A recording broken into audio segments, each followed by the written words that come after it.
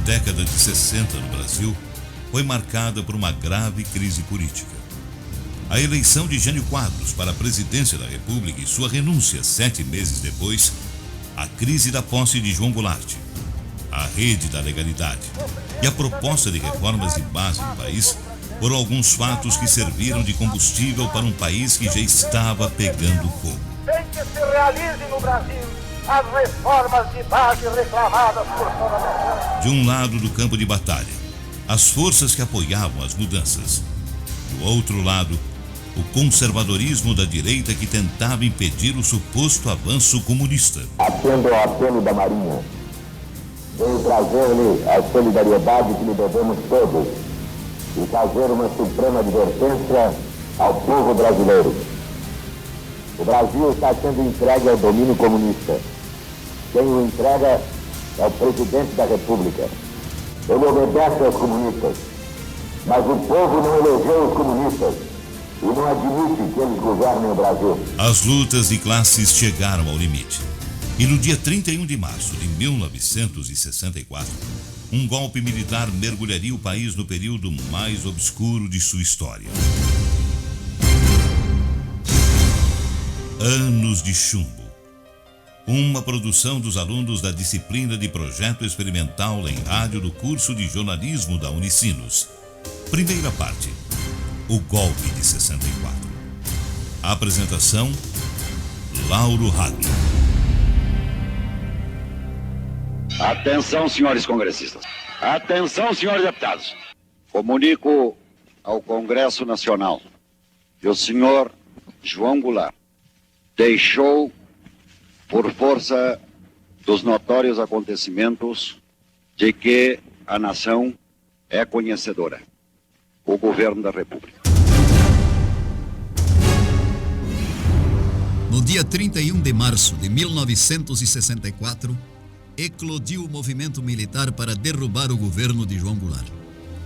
Sem condições de resistir ao golpe, no dia 1º de abril, Jango partiu de Brasília para o Rio Grande do Sul e logo em seguida viajou para o Uruguai como exilado político. Senhor presidente, o senhor presidente da República incumbiu-me de comunicar a Vossa Excelência que, em virtude dos acontecimentos nacionais das últimas horas, para preservar de esbulho criminoso o mandato que o povo lhe conferiu, investindo na chefia do Poder Executivo, decidiu viajar para o Rio Grande do Sul, onde se encontra à frente das tropas militares legalistas e no pleno exercício dos poderes constitucionais com o seu ministério. Ranieri Mazzilli, presidente da Câmara Federal, foi provisoriamente empossado presidente da República. Atenção. O senhor presidente da República deixou a sede do governo. Deixou a nação acéfala. Abandonou o governo.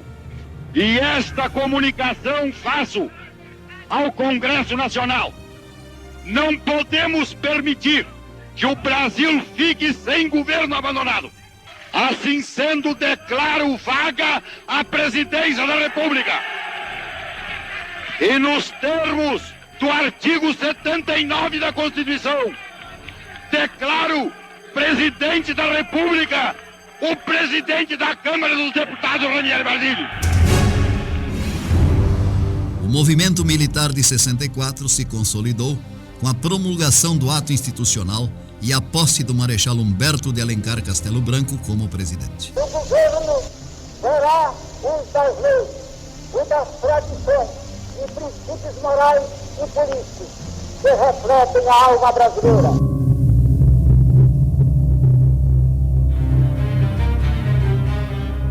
O novo governo usa atos institucionais como instrumentos de repressão. Fecha associações civis, proíbe greves, intervém em sindicatos e caça mandatos de políticos. No dia 9 de abril de 1964, a Junta Militar, representando o Comando Supremo da Revolução, baixou o primeiro ato institucional redigido por Francisco Ramos. O AI-1 concedia ao Comando Revolucionário o poder de caçar mandatos legislativos e suspender direitos políticos pelo prazo de 10 anos. Além disso, poderia deliberar sobre a demissão, a disponibilidade ou a aposentadoria daqueles que estivessem contra a segurança do país.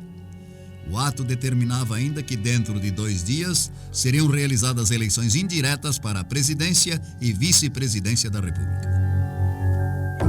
Sereno Chese, ex-prefeito de Porto Alegre. Então não houve assim uma reação popular em 64. Os milicos facilmente foram assumindo tudo, né? Chegaram ao ponto logo adiante de fechar o Congresso.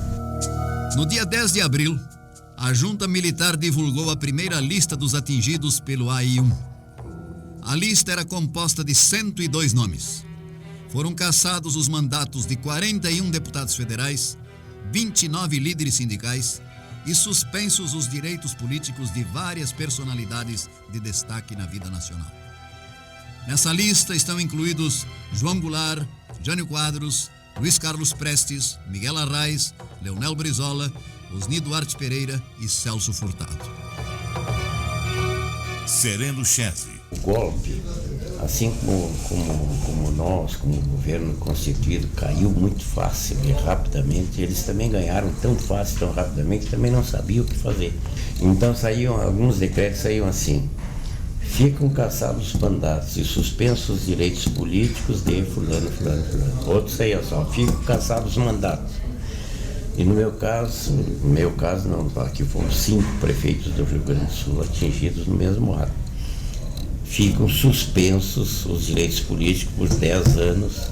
O mandato, que deveria terminar em 31 de janeiro de 1966, foi prorrogado até 15 de março de 1967. Com isso, Castelo Branco intensificou as reformas jurídico-institucionais que visavam preservar o novo regime. Ao mesmo tempo, viu crescer suas dificuldades políticas. Governadores que haviam apoiado o movimento de 31 de março passaram a hostilizá-lo. Pedro Simon, senador. As Forças Armadas derrubaram o presidente e o Congresso aceitou, porque a maioria do Congresso era a favor do golpe. Em 1965, realizou-se uma eleição direta para governador em 10 estados. Elegeram-se os candidatos da oposição em Minas Gerais e na Guanabara, o que inquietou os militares. Diante da situação, Castelo Branco tentou obter do Congresso medidas que lhe dessem meios para uma ação de emergência. Editou o Ato Institucional número 2. Se querem degradar-nos perante o mundo, se querem aviltar-nos perante os povos civilizados, implantando a ditadura, que eu faço, seu presidente, e assumo a responsabilidade perante a história. Mas que cessem com a farsa, cessem com a impostura, certas leis que são, assim, a legalização da ditadura votadas por nós. Arranquemos toda a máscara, que se implante a ditadura, mas não com lei do Congresso, que se liquidem as liberdades, mas não com nosso apoio, com nosso voto. Cândido Norberto, jornalista, ex-deputado estadual. E suportaram os revolucionários, os totalitários da época durante 2 anos. Mas naquele dia em que o Brasil foi eliminado da Copa do Mundo, que se realizou na Inglaterra em 66, justamente naquele dia, a revolução houve por bem caçar meu mandato.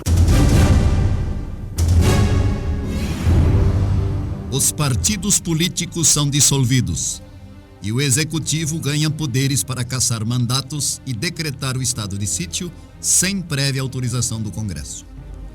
Estabelece também a eleição indireta para a presidência da República, transformando o Congresso em colégio eleitoral. O ato complementar número 4 institui o sistema bipartidário no país.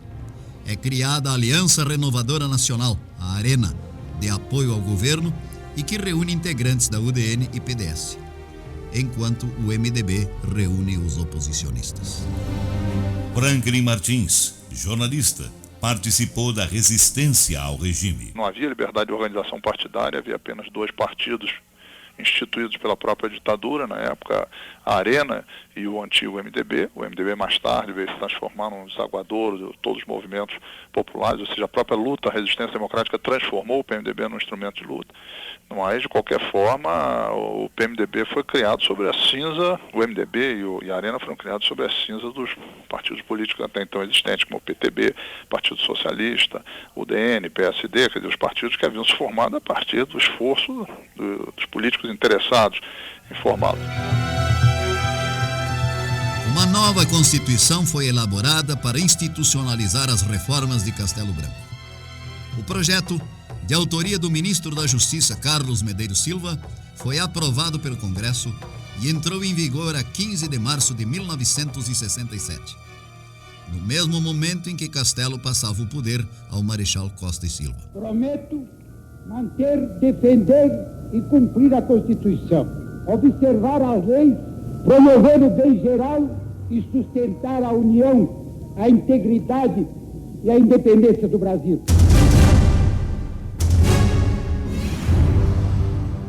O Marechal Arthur da Costa e Silva foi escolhido presidente por um colégio eleitoral em 3 de outubro de 1966. Assumiu o cargo no dia 15 de março de 1967, tendo como vice-presidente o udenista mineiro Pedro Aleixo. Os parlamentares do MDB se abstiveram da votação no Congresso, retirando-se do recinto no momento da votação. João Herculino, vice-líder do partido, dizendo estar de luto pela morte da democracia, subiu à tribuna trajado de preto. Logo nos primeiros meses de governo, Costa e Silva enfrenta uma onda de protestos que se espalham por todo o país. O autoritarismo e a repressão intensificam-se na mesma proporção em que a oposição se radicaliza. Eduardo Bueno, jornalista. Foi um golpe cívico-militar. A gente faz questão, às vezes, até porque fazemos parte da sociedade civil, de esquecer o grande papel que a sociedade civil teve no estímulo aos militares golpistas, o papel fundamental que aquela marcha com a família pela propriedade e Deus, etc. e tal, teve, que foi o aval civil para o golpe. Em 1967, as manifestações de descontentamento contra o regime, inaugurado em 64, se alastraram. Carlos Lacerda, governador do estado da Guanabara, já em 1965 começa a se pronunciar contra o governo. Em 28 de outubro de 1966, lançou o movimento político denominado Frente Ampla. O objetivo era lutar pela pacificação política com a restauração da democracia. Pedro Simon. No início parecia que nunca ia acabar, que a ditadura ia durar a vida inteira. Franklin Martins. Também não havia liberdade de imprensa, nós vivíamos sob censura e, mais do que tudo, vivia sob um regime de terror de Estado. Milhares de pessoas foram presas por se oporem ao regime naquele período, milhares de pessoas foram torturadas, milhares de pessoas tiveram que ir para o exílio, quer dizer, então era um clima, um quadro de despotismo total, de tirania fortíssima e de terrorismo do Estado contra a oposição política. Sereno Chese. Não tinha eleição, não podiam votar, não havia liberdade de expressão, não havia nada, a imprensa censurada e assim por diante. Então foi um período triste, né?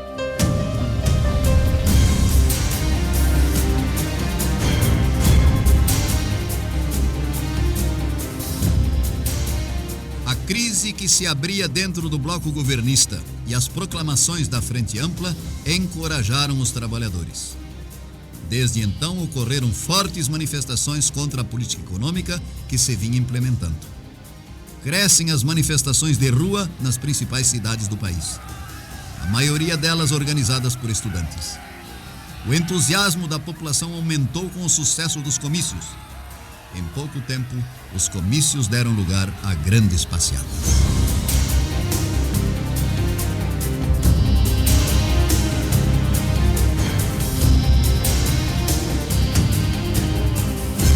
Anos de Chumbo.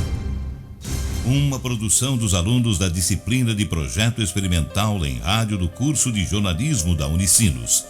Primeira parte. O golpe de 64.